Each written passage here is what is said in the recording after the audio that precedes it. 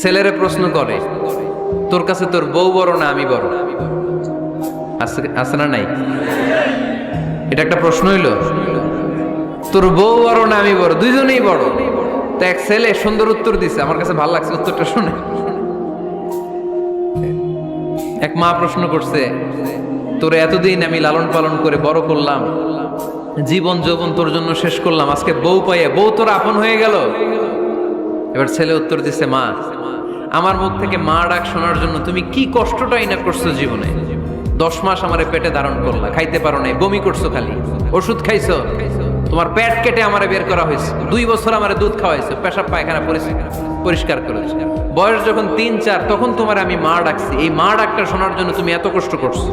আর আরেকবারের মাইয়া এই ঘরে আইসাই তোমার মা ডাকা শুরু করছে। যেই মেয়েটা তোমারে মা ডাকে সে আমার আপন হবে না কেন মা? ঠিক কিনা?